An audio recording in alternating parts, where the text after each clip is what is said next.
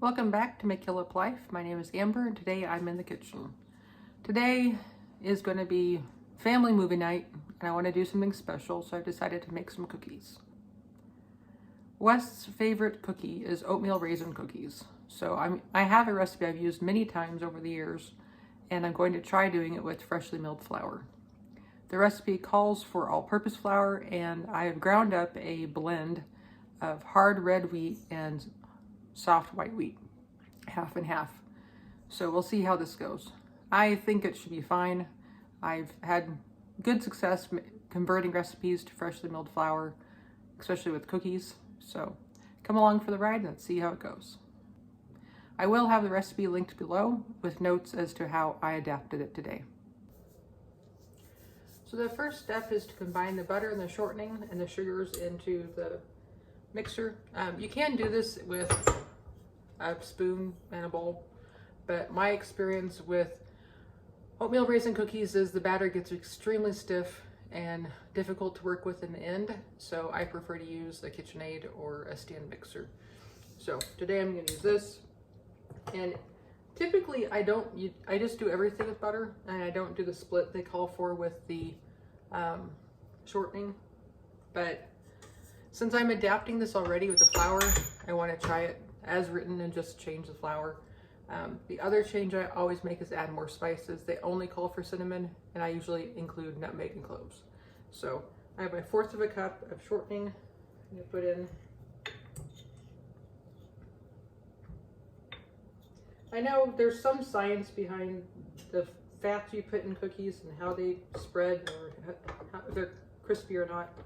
This particular recipe claims to be soft and chewy, so we'll see if using the shortening makes a difference. And then we're doing 1/2 cup of butter that's softened. This has been sitting on the counter and it was pretty soft, but I went ahead and zapped it for 20 seconds in the microwave to make sure it was soft enough to blend with sugars. And the sugar we're going to be using is over there. So we have 3/4 of a cup of white sugar, and they also call for dark brown sugar. I just use whatever brown sugar I have on hand. This happens to be light brown sugar. So both of those go in now.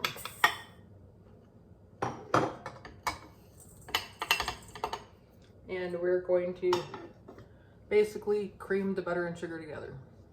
And so it should end up being light yellow and fluffy.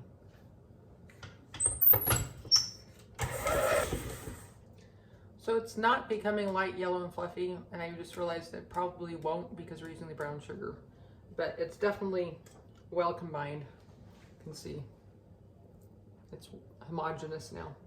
So I'll move on to the next step. So the next step is to add the eggs one at a time, and then once that's done, then add in your vanilla, and you're mixing it the whole time. So we have 2 eggs and then 2 teaspoons of vanilla.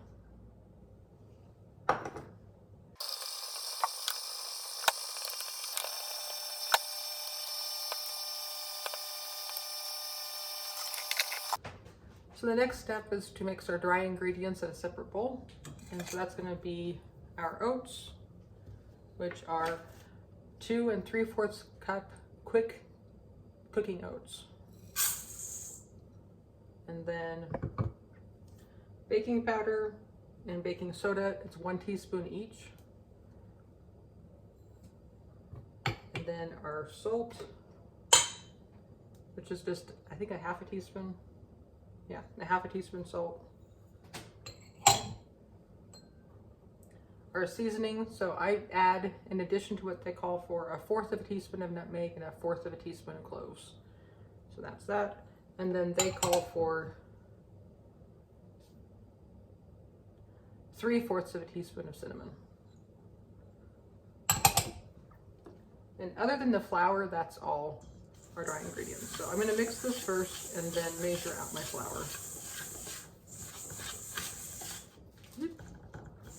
So like I said, this is Wes's favorite cookie. I've made it multiple times. I even have attached to this recipe a chart saying what you do if you want to double or triple the recipe, because I've made so many cookies before. So it's calling for 1 3/4 cup of flour.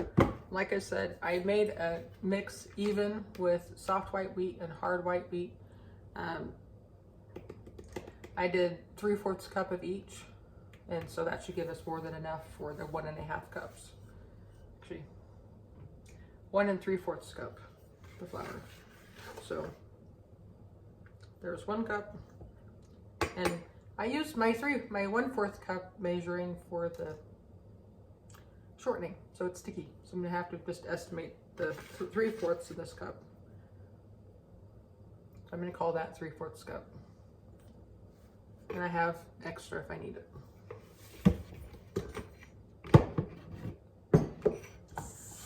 I wasn't sure which floured, which berries to use for this. My gut said just soft white wheat because that's what's used for non-yeast recipes. But when I looked up other oatmeal raisin cookies, it's freshly milled wheat, it came up with a blend. And I figure, hey, that's good. You split the difference. All-purpose. What I've read is like to substitute all-purpose flour. You can just use hard wheat. But it doesn't really make sense to me because all the biscuits and cookies call for soft wheat. So I like the idea of splitting it and having an equal portion. So I've been reading the recipe, and it actually does not mention at all when to add the raisins, but from my memory, it's basically at the end, which is part of why it makes it hard to mix. So here's our raisins. It's 1 cup of raisins, and I always add it a little extra because he likes lots of raisins. I might even add some more above this if it doesn't look like there's enough raisins in the mix. So we're mixing this slowly into the wet, and once we get near the end, we're gonna slow down because you might not need all of this, which to me is weird because you'd want to have all of the seasoning and the leavening and the salt. So I'm not sure. We'll see how it happens, but we're wanting it to be sticky but not crumbly. So that's our goal.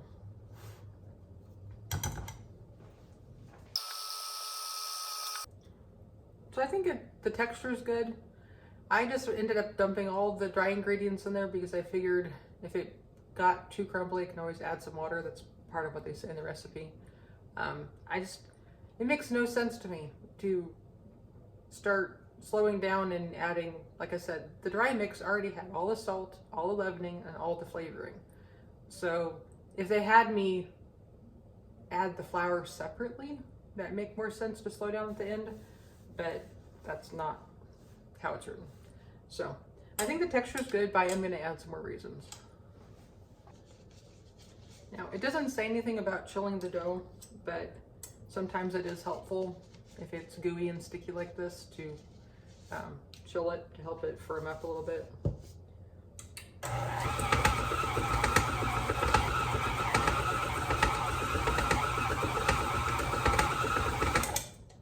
So I'm going to call that good, and I'm going to move over to my cookie sheet.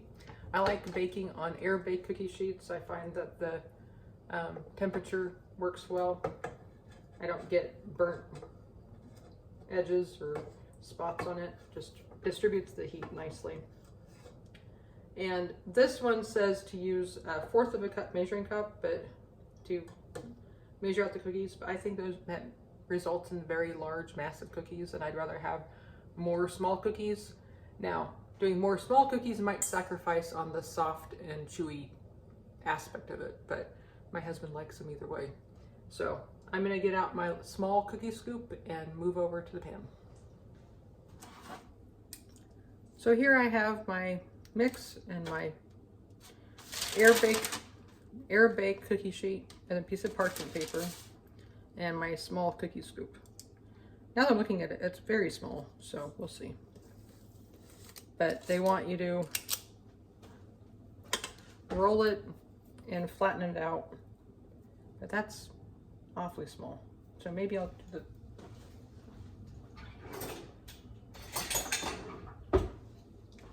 but this is like muffin size. You make muffins out of this.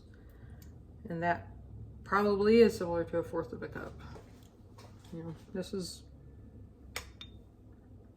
I think what I'm gonna do is do a test cookie and just bake one cookie and see how it comes out.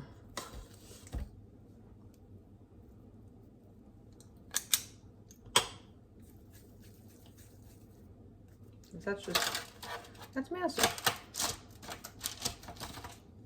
So these bake at 350 for 9 to 12 minutes. I'm gonna set the timer for 9 minutes and see what this does. So the timer went off and this is what we have. I don't think it's cooked enough, but to me, that's it's like palm-sized cookie. It's large.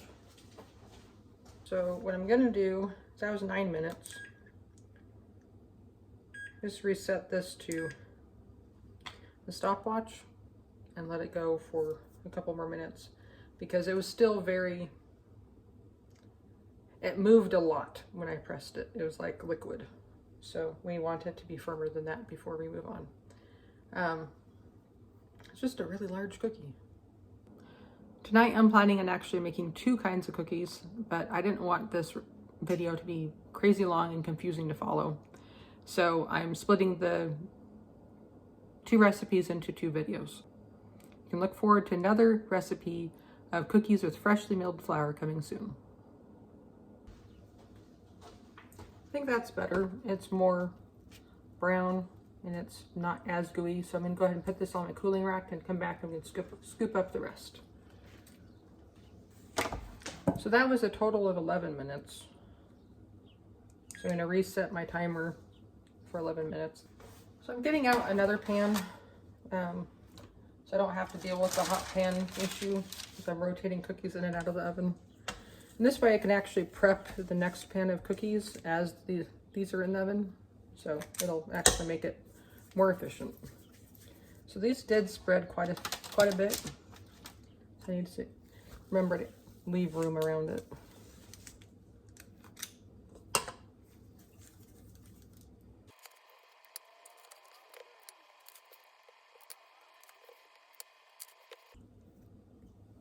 So what is your favorite cookie?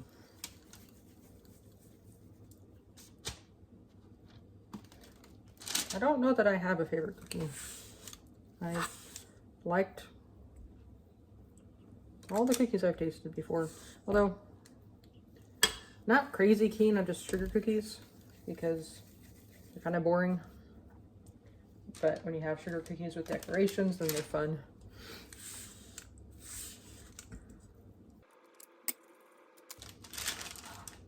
Okay, so I'll put these in for 11 minutes and work on the next pan. So here we are, and I'm gonna have Wes taste the oatmeal cookies made with the freshly milled flour.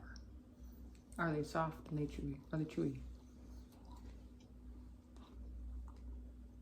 They're very soft, very chewy, and very tasty. I think that flour did really good on this.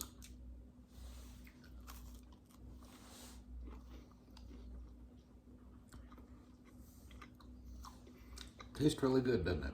It's softer than they were before. But I don't know how much of that has to do with me doing a bigger size, using the shortening this time, or using different flour.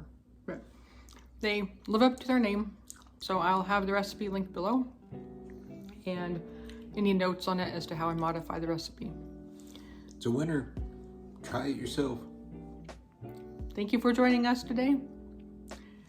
We hope you have a good day, and until next time, feel free to like and subscribe. We are a new channel. See you later.